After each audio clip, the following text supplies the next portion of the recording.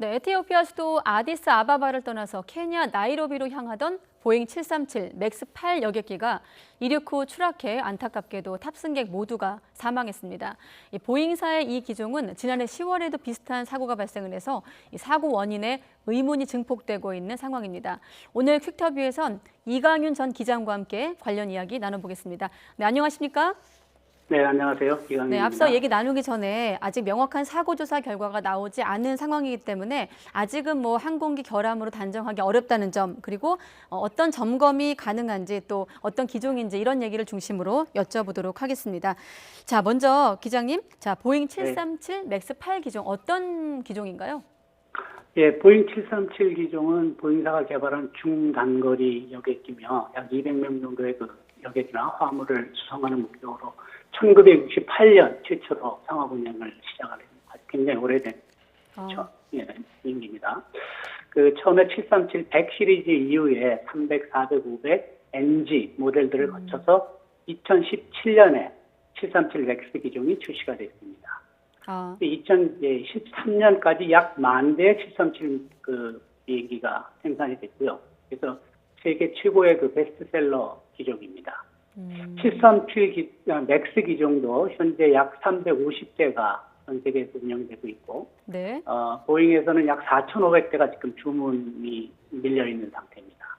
그러면 지금은 350대가 운영 중이고 4,500대가 주문이 이제 밀려 있는 상황이다. 그리고 맥스 기종도 네. 7, 8, 9, 10 등 4가지 그 시리즈가 있습니다. 그리고 이번에 추락한 거는 맥스 8 기종이고, 그 번호는 뭐 단지 그 비행기는 똑같은데 그 네. 비행기 길이가 조금씩 길어져가지고 탑승 인원이 조금씩 더 많아집니다. 맥스 기종은 이전에 그 이전 모델인 NG 모델에 비해서 약 15%의 연료율이 향상된 기종이며, 그다음에 다양한 최신 기술이 적용된 그런 최신 기종입니다. 네, 자 이번에 사고가 난 여객기 또 이 기종 같은 경우는 지난해 10월에도 같은 유사한 사고가 발생했기 때문에 지금 우려가 더 높아지고 있는 상황인 건데 일단 어떻습니까? 유사점이 좀 있다고 보시나요?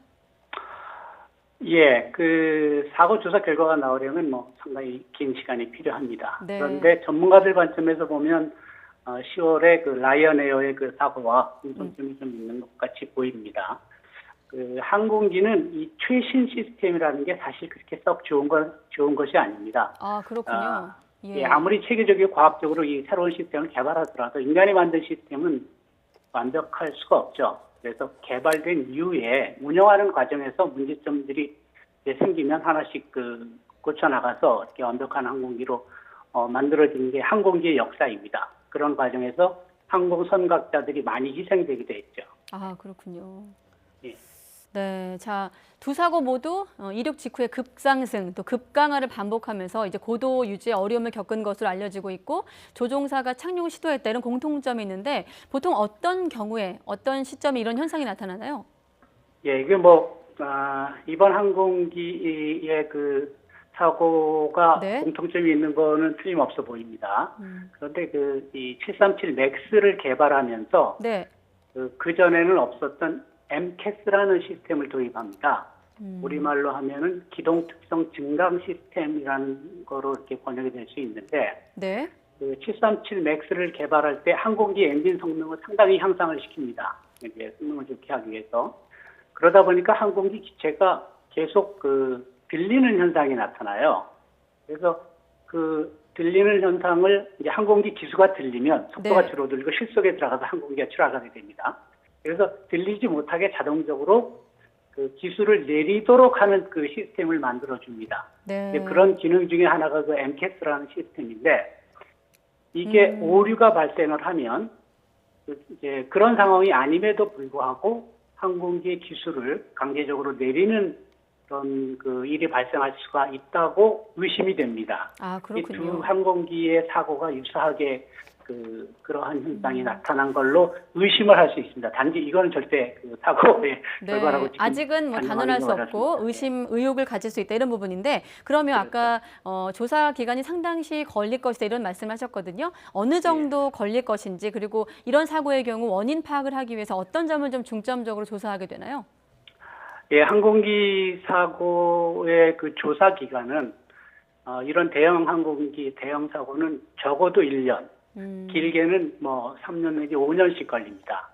그래서 가까운 시일 내에 그 사고의 그 원인이 밝혀지기는 쉽지가 않은 거니까 상당한 시간이 좀 걸릴 거고요. 예. 그렇지만 긴 시간 동안 사고 원인을 조사하면서 거의 사고의 원인은 밝혀집니다. 예, 그래서 그렇군요. 그 시간이 지나면 사고의 원인이 밝혀질 텐데 이러한 사고를 조사할 때는 단지 그 지금 우리가 추측이 되는 그런 그 기체 결함에 대한 문제만을 조사하는 게 아니고 예.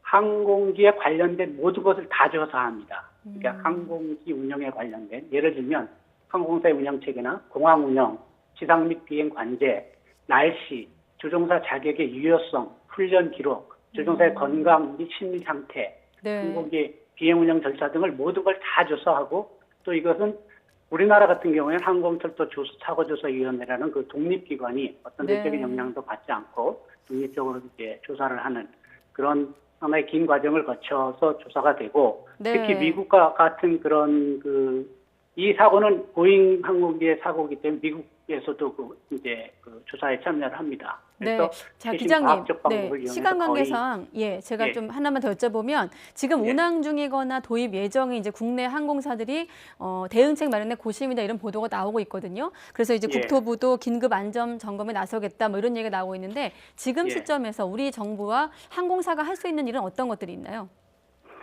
예, 이 비행기 사고는 이렇게 두 가지 측면에서 네. 고려를 할 수가 있습니다. 하나는 항공기 그 자체의 문제고 다른 하나는 그 항공기를 조종하는 운영하는 사람의 문제입니다. 네. 근데 비행기 자체를 우리가 어떻게 손을 볼 수는 없죠. 그건 보잉사에서 만들어서 자기네들 나름대로 최선을 그렇죠. 다해서 만들어서 줍니다. 그러면 운영하는 입장에서는 그 운영하는 사람들의 훈련, 교육 능력이 이 사고를 대응하는 능력에 대응할 수 있는 유일한 방법입니다. 그래서 이 항공기를 도입할 때 항공기를 도입하는 사람들, 그다음에 거기에 관련된 조종사, 정비사, 운영자들이 이 네. 항공기에 대해서 좀 더 정확하게 철저하게 파악을 하고 훈련을 받고 거기에 대한 지식을 갖추고 거기에 맞는 조종사들을 이 항공기에 조종사로 네. 사용을 해야 사고를 막을 수 있습니다. 네, 알겠습니다. 좀 조사 기간이 좀 오래 걸리긴 하겠습니다만 좀 끝까지 지켜봐야 될 것 같습니다. 네, 이강윤 전 기장과 관련 얘기 나눠봤습니다. 오늘 고맙습니다. 예, 감사합니다.